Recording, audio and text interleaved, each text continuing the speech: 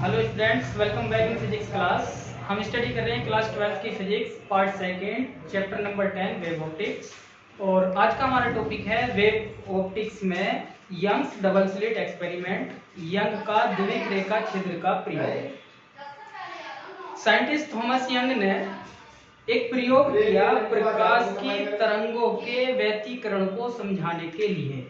तो उन्होंने क्या करा इस प्रयोग में, उन्होंने यहाँ पर 3 पर्दे लिए, स्क्रीन पर्दे जिनको बोल देते हैं। एक पर्दा, पहला पर्दा है L, दूसरा M, तीसरा पर्दा है हमारा N। ये पर्दा हो गया हमारा L। देखिए क्या है कि हम इससे पहले ये सीखे हैं कि जो प्रकाश तरंगे, जो तरंगे हमारी होती हैं बेसिकली जो मैकेनिकल वेव होती हैं, तो उन तरंगों के व्यतिकरण होने की शर्त ये थी कि जो प्रकाश की तरंगे आएंगी उनकी आवृत्तियां समान हो। ठीक है, आयाम उनके लगभग समान हो, अगर नहीं भी हो तो चल जाएगा, लेकिन आवृत्तियां जरूर समान होनी चाहिए। तो कोई प्रकाश स्रोत है, अगर हम 10 बल्ब लें एक ही कंपनी के, एक ही रेटिंग के, तो उससे बाहर आने वाली प्रकाश की जो तरंगे होंगी उसमें हम गारंटी नहीं है, श्योर नहीं कह सकते कि उनका जो सबकी तीव्रताएं हैं वो समान है, तो ये आवृत्तियां जो है समान है। तो उन्होंने ये कहा कि हमने एक ही सोर्स लिया है, पीछे से प्रकाश आ रहा है, ये पहला वाला सोर्स हो गया। यहाँ से एक प्रकाश है, आप ऐसे भी कह सकते हैं कि यहाँ पे बल्ब रख दिया, तो यहाँ से मेन सोर्स है, ये प्रकाश आया, तो एक ही प्रकाश स्रोत है। फिर ये प्रकाश स्रोत, ये बाई हाइगेंस प्रिंसिपल, ये हमारा गोलीय तरंगाग्र के रूप में आगे बढ़ेगा, आगे बढ़ेगा, आगे बढ़ेगा, चलता हुआ कहाँ पर आ गया, हमारे पर्दे M पर आ गया। अब पर्दे M में 2 झिर्रियां हैं, S1 और S2, होल्स बोल देते हैं जिनको, ठीक है, इनको स्लॉट भी बोलते हैं, ठीक है, स्लिट बोलते हैं बेसिकली, स्लिट, डबल स्लिट इन्हीं के लिए इनका नाम दिया जाता है। छिद्र, छिद्र हैं, छेद हुए हैं इस पर्दे में, एक ये रहा छोटा सा और एक ये रहा छोटा सा। ठीक है, इन दोनों के बीच की डिस्टेंस जो है वो d है, इन दोनों के बीच की डिस्टेंस है स्मॉल d, दोनों छिद्रों के बीच की डिस्टेंस। ठीक है, अब देखिए जब पीछे से प्रकाश स्रोत आएगा और ये पूरे का पूरा पर्दा जो है वो बंद है, बस बीच में 2 छिद्र हुए हैं, तो प्रकाश जो है बाहर को निकलेगा इन दोनों छिद्र से होता हुआ। अब बाई हाइगेंस थ्योरी हमसे ये कहा जाता है कि यह वाला जो यहाँ पे जो पार्टिकल्स होंगे वो बिहेव करेंगे एज अ प्राइमरी सोर्स, तो ये यहाँ पर मुख्य स्रोत की तरह काम करेंगे, ये द्वितीयक तरंगिकाएं उत्पन्न करेंगे बाहर को गोलीय तरंगाग्र के रूप में। ठीक है, ये वाला भी गोलीय तरंगाग्र के रूप में द्वितीयक तरंगिकाएं उत्पन्न करेंगे बाहर को। तो हमने d दूरी पर एक मुख्य पर्दा रखा हुआ है जिस पर हम व्यतिकरण की कंडीशन देखेंगे। तो हम ये देखते हैं कि जब यहाँ से इन छिद्रों से प्रकाश बाहर निकलता है इस पर्दे से, तो ये जो मेरे पास मुख्य पर्दा है जिस पर हम स्क्रीन जिस बोलते हैं, जिसके ऊपर हम इमेज देख रहे हैं, तो यहाँ पर इस पर्दे पर हमें कंडीशन ये दिखाई देती है कि यहाँ पर स्ट्रिप बन जाती है। क्या बन जाती है? स्ट्रिप बन जाती है। तो यहाँ पर जो हमें लाइट दिखाई देती है वो यहाँ पर बहुत सारी लाइट दिखाई देगी, फिर आगे को मुझे ब्लाइंड स्पॉट दिखाई देता है, फिर लाइट दिखाई देती है, फिर ब्लाइंड स्पॉट, फिर लाइट, फिर ब्लाइंड स्पॉट, फिर लाइट, फिर ब्लाइंड स्पॉट, फिर लाइट, फिर ब्लाइंड स्पॉट। दैट मीन्स यहाँ पर क्रम वाइज हमको इस प्रकार की एक आकृति दिखाई देती है कि बहुत सारी लाइट यहाँ पे इकट्ठी होगी, फिर अंधेरा सा, फिर लाइट, फिर अंधेरा सा, फिर लाइट, फिर अंधेरा, फिर लाइट, फिर अंधेरा, फिर लाइट, फिर अंधेरा। तो उन्होंने ये बताया कि ये जो पर्दे से यहाँ से जो द्वितीयक तरंगिकाएं चलती हैं, तो इस मुख्य पर्दे पर आते आते वो प्रकाश की तरंगों का व्यतिकरण की घटना हो जाती है, जिस कारण इस मुख्य पर्दे पर हमें स्ट्रिप्स दिखाई देती हैं जिनको हम फ्रिंजें कहते हैं। और वो फ्रिंजें 2 रूप की होती हैं, ब्राइट डार्क, ब्राइट डार्क, और ये अल्टरनेट आती हैं, एक ब्राइट फिर डार्क आएगी, फिर ब्राइट फिर डार्क, फिर ब्राइट फिर डार्क। ठीक है, ये किसके कारण होता है? ये होता है हमारा प्रकाश के व्यतिकरण के कारण। अब हम पीछे मैथमेटिकली पढ़ करके आए हैं कि ब्राइट और डार्क होने की वजह क्या थी। हमने पीछे तरंगों के व्यतिकरण में ये सीखा है कि जब कोई 2 तरंगे समान आवृत्ति की कहीं चलती हुई इस प्रकार से मिलती हैं, किसी बिंदु पर इस प्रकार से मिलती हैं कि उनके बीच का पथांतर जो है वो 0, 2 पाई, 4 पाई, 6 पाई, 8 पाई की टर्म में हो, कलांतर 0, 2 पाई, 4 पाई, 6 पाई, 8 पाई की टर्म में हो, तो वहां पर अध्यारोपण जो तरंग बनेगी उसका आयाम अधिकतम होता है। दैट मीन्स प्रकाश की जो तरंगे होंगी, यदि उनका जो कलांतर है, जो 2 तरंगे किसी पॉइंट पर मिल रही है, यहाँ पे मिल रही है, यहाँ पे किसी भी पॉइंट पर मिल रही हैं, और तो अगर वहां पर ब्राइटनेस दिख रही है, इसका अर्थ ये है कि उस बिंदु पर आने वाली प्रकाश की तरंगों का आयाम अधिकतम हो गया। ठीक है, दैट मीन्स वहां पर व्यतिकरण हुआ है, वो भी कैसा, संपोषण। जहां पर ब्लाइंड स्पॉट दिखाई देगा इस पर्दे के ऊपर, वहां पर प्रकाश की तरंगों का व्यतिकरण हुआ है, लेकिन वहां पर व्यतिकरण हुआ है बिना, दैट मीन प्रकाश की तीव्रता न्यूनतम दिखाई देगी। ये केस है हमारे यंग्स डबल एक्सपेरिमेंट। अब हम ये जो यंग्स डबल एक्सपेरिमेंट था, ये तो उन्होंने बता दिया कि इस तरह से हमें स्ट्रिप्स दिखाई देंगी, bright dark bright dark bright dark. अब कंडीशन ये आती है कि हम इनकी पोजीशन कैसे निकालेंगे, कि ये जो पॉइंट है यहाँ पर O, यहाँ पर क्या बन रहा है, ब्राइट बन रहा है या डार्क बन रहा है, या इस यहाँ पे इतनी डिस्टेंस पे क्या बन रहा है, ऊपर को इतनी दूरी पर क्या बन रहा है, इतनी दूरी पर क्या बन रहा है, कौन सी तरह की स्ट्रिप हमें दिखाई दे रही है, ब्राइट या डार्क। ठीक है, अब उसके लिए हम सॉल्व करते हैं। देखिए ध्यान से देखेंगे, ये S1 सोर्स है, ये S2 सोर्स है, यहाँ से एक लंबवर्धक मैंने खींचा है, ये बिंदु O है इस मुख्य पर्दे के ऊपर, ये लंबवर्धक है, मतलब यहाँ से यहाँ इन दोनों का जो बीचों बीच का पॉइंट है, ये पॉइंट मान लें अगर हम C है, ये पॉइंट C, तो इसको आगे पर्दे से मिलाया हमने, तो ये S1 S2 का लंबवर्धक कहलाता है, और ये पॉइंट O पर चला गया यहाँ। ठीक है, ये किस लिए खींचा गया है, जरा ध्यान दें। प्रकाश की जो तरंगे हैं, द्वितीयक तरंगिकाएं, वो तो चारों तरफ को फैलेंगी, ऐसा थोड़ी यहीं जाएंगे या यहाँ जाएंगे, चारों तरफ को जाएंगे, नीचे को भी जाएंगे, ऊपर को भी जाएंगे। ठीक है, अब जब ये लंब अर्धक बना है, ये यहाँ से कोई प्रकाश की स्रोत जाएगा, वो प्रकाश की तरंग जा रही होंगी, द्वितीयक तरंगिकाएं, वो ऐसे गई, यहाँ से कोई जाएगी, तो जरा देखें S1O और S2O, S1O और S2O, दैध्यान से देखेंगे तो ये दोनों जो प्रकाश की तरंगे S1 से जा रही है और जो प्रकाश की तरंग S2 से जा रही है, दोनों बराबर दूरी तय कर रही है। दैट मीन्स उन दोनों तरंगों के बीच का जो पथांतर है, दोनों तरंगों के बीच का पथांतर जो है इस बिंदु O पर मिलते समय वो 0 है। और हम पीछे ये भी सीख करके आए हैं कि यदि दो तरंगों के बीच का पथांतर 0 होता है तो उन दोनों तरंगों से मिलकर बनने वाली जो अध्यारोपित तरंग होती है, उस तरंग का आयाम अधिकतम होता है। अर्थात यहाँ से आने वाली प्रकाश तरंग और यहाँ से आने वाली प्रकाश तरंग दोनों का पथांतर 0 है, तो इस बिंदु O पर समकोशी व्यतिकरण होता है। कैसा व्यतिकरण होता है, समकोशी व्यतिकरण होता है। और यहाँ पर हमें स्पॉट दिखाई देगा ब्राइट। कैसा दिखाई देगा, ब्राइट। यहाँ पर प्रकाश की तीव्रता अधिकतम दिखाई देगी। ठीक है, कैसे दिखाई देगी प्रकाश की तीव्रता, अधिकतम। अब चलो ये तो सेंट्रल पॉइंट हो गया, जो प्रकाश की तीव्रता O पर अधिकतम दिखाई देगी। तो ये जो स्पॉट बन रहे थे इनको बोलते हैं फ्रिंज। तो इसको हम कहेंगे कि यहाँ पर बिंदु O पर बनेगी केंद्रीय दीप्त फ्रिंज। कैसी फ्रिंज बनेगी, केंद्रीय दीप्त फ्रिंज। कॉन्सेप्ट क्या है कि केंद्रीय दीप्त बनेगी क्योंकि S1 और S2 से जाने वाली प्रकाश तरंगों के बीच का पथांतर 0 रहे। ठीक है, अब बात करते हैं, हमने O से X दूरी पर कोई बिंदु P लिया, O से यहां से X दूरी पर कोई बिंदु P लिया है। इस बिंदु P पर S1 से कोई प्रकाश की तरंग चल करके आ रही है, ये उसका पाथ है। S2 से कोई प्रकाश की तरंग चलकर आ रही है, S2P उसका पाथ है। ठीक है, अब कोई तरंग यहाँ से चलकर आ रही है S1P और कोई तरंग यहाँ से चलकर आ रही है S2P, और P पर आकर वो मिल गई। P पर आकर वो क्या हो गई, मिल गई। जब वो P पर आकर मिल गई है तो मिलने के बाद यहाँ पर अध्यारोपित तरंग बनेगी। अब वो अध्यारोपित तरंग बनेगी और मिलने के बाद में जो अध्यारोपित तरंग होगा उसका आयाम या तीव्रता अधिकतम होगी या न्यूनतम होगी, ये डिपेंड करता है उनके पथांतर पर। क्योंकि यहाँ पर कलांतर तो हमें नहीं पता है अभी फिलहाल, तो उनके पथांतर पर डिपेंड कर रहा है। और पथांतर से भी हम जानते हैं कि किस प्रकार का किसके लिए पथांतर चाहिए। तो मैं यहाँ पर देख लेता हूँ।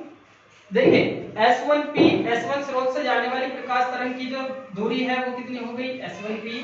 और S2 प्रकाश स्रोत से जाने वाली बिंदु P तक की दूरी कितनी है, S2P। तो बिंदु P पर जाने वाली दोनों तरंगों के बीच का पथांतर, that means delta X equal to हो गया S2P माइनस S1P। पथांतर ये क्या है मेरा, पथांतर यही हो जाएगा S2P माइनस S1P।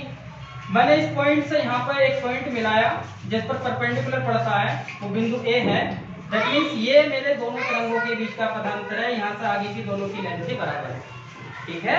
तो जो S2 सोर्स से प्रकाश तरंग जा रही है वो कितना दूरी फालतू चल रही है, S2 पे, ठीक है। कितनी दूरी फालतू चल रही है, S2 पे। अब यहाँ पर प्रकाश का जो व्यतिकरण की घटना घट रही है वो संपोषी है या विनाशी है, उसके लिए जो है अब हम रिलेशन निकालने वाले हैं कि वो किस प्रकार का हो। कैसे निकालेंगे, ये पदांतर है delta x is equal to S2p minus S1p that means S2a is equal to S2a, ठीक है।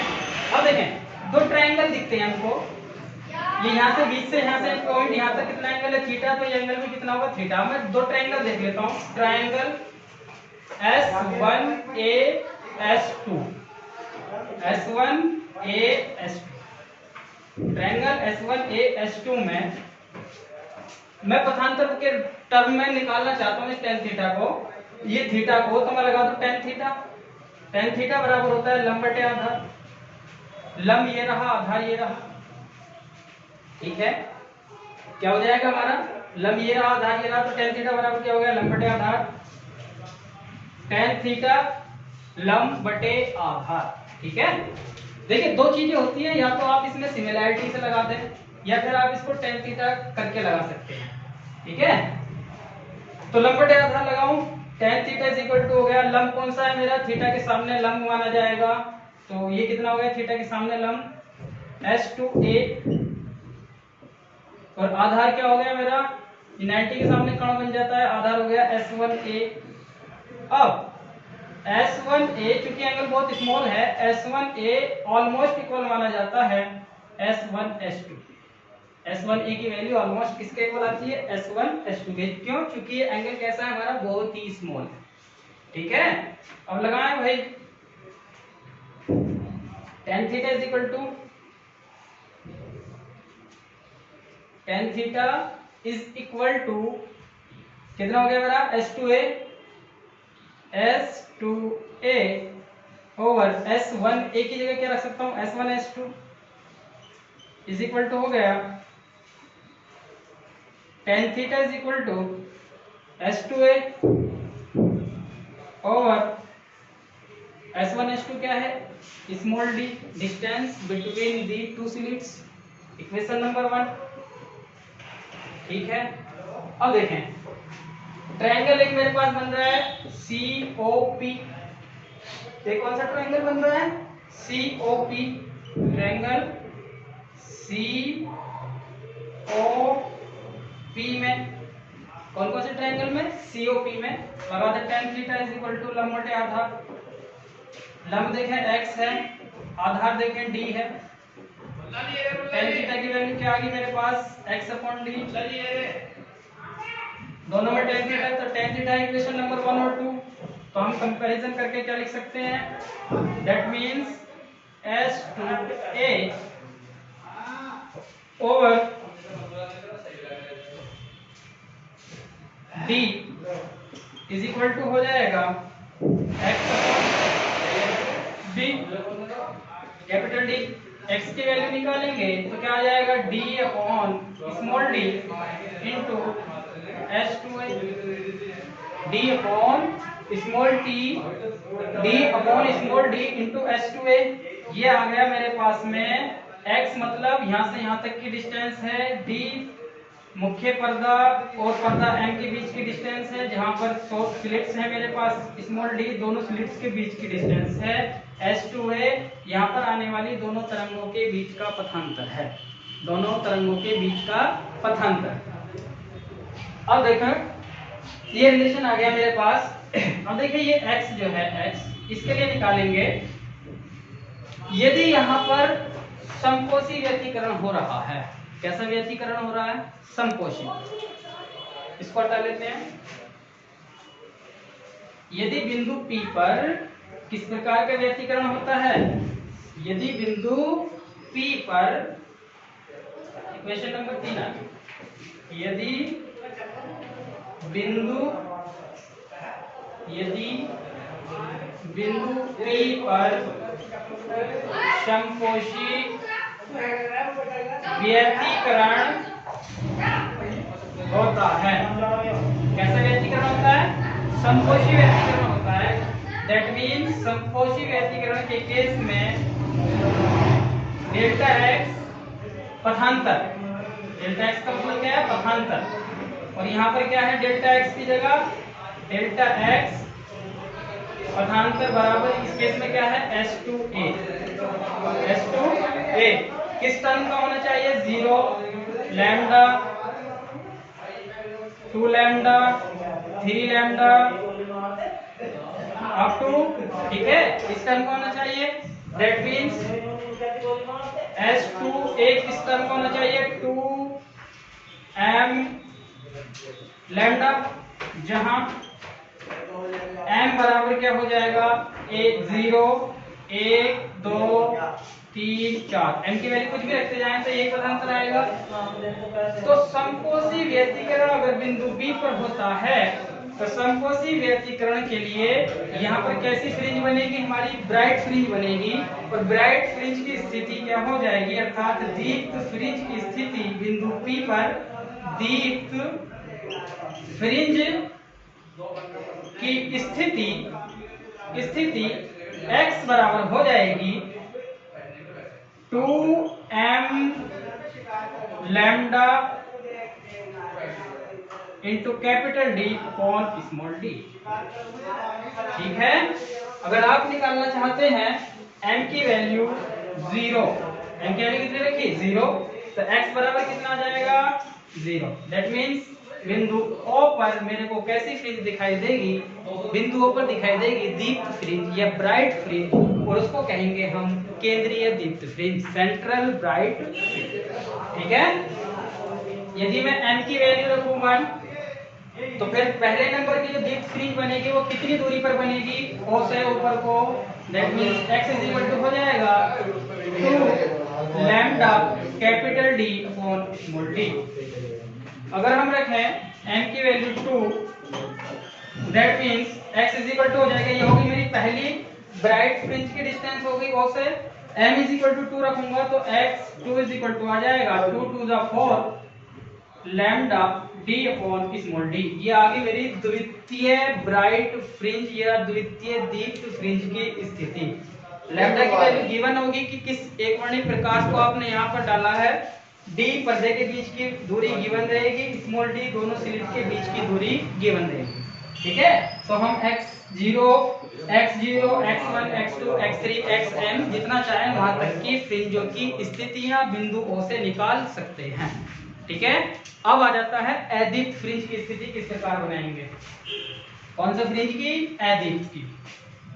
तो अदीप्त फ्रिंज की स्थिति बनाने के लिए चूंकि मेरे पास x क्या है? x की वैल्यू कितनी है? x की वैल्यू है हमारे पास में d upon small d into h2a। h2a क्या है? दोनों तरंगे जो यहाँ पर जा रही है बिंदु P पर, उन दोनों के बीच का पथांतर। यदि बिंदु P पर अदीप्त फ्रिंज बन रही है, मतलब विनाशी व्यतिकरण हो रहा है, तो उस केस में S2a की वैल्यू होती है lambda by 2, 3 lambda by 2, 5 lambda by 2, 7 lambda by 2। That means lambda by 2 का ऑड मल्टीपल हो। लैम्डा बाई 2 का कैसा मल्टीपल हो? Odd multiple. तो मैं लिख सकता हूं इसको एक नई टर्म में लिख सकते हैं इस केस को कैसे? 2m minus 1 into lambda by 2, जहां m की वैल्यू आप पुट करें। अगर मैं m की वैल्यू 1 पुट करूंगा, 2 ही कम 2 1 गया तो लैम्डा बाई 2। m की वैल्यू 2 पुट करूंगा तो 2 दूनी 4 में से गया 3 लैम्डा बाई 2। तो यही कंडीशन मिल जाएगी।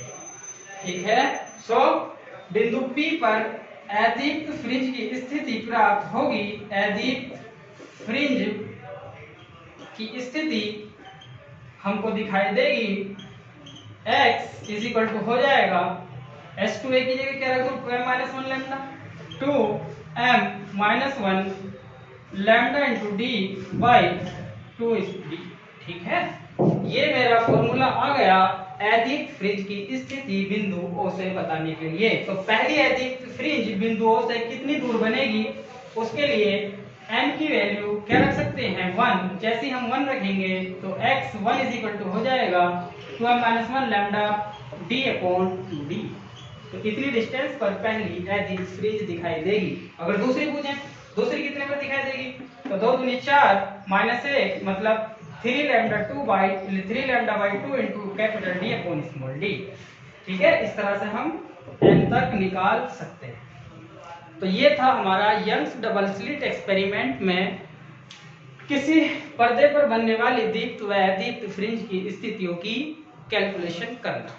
ठीक है, नेक्स्ट वीडियो में हम सीखेंगे फ्रिंज जो यहाँ पर ब्राइट और डार्क स्पॉट दिख रहे हैं उनकी चौड़ाई कितनी होगी, या उनकी एंगुलर स्थिति निकाली जाएगी कि एंगुलर स्थिति कितनी होगी, कितने कितने एंगल पर बन रहा है। अभी तक हमने डिस्टेंस बताई है उससे, फिर हम कहेंगे कि यहाँ से कितने कितने एंगल पर बन रहा है, 30 पे, 40 पे, 50 पे क्या है, 60 पे कितना है, ब्राइट है या डार्क है। ठीक है, और यदि आपको कोई डाउट है तो आप कमेंट सेक्शन में जाएं, अपना डाउट पूछें। ठीक है, अगर वीडियो आपको अच्छी लगती है तो लाइक शेयर कमेंट जरूर किया करें। Thank you very much.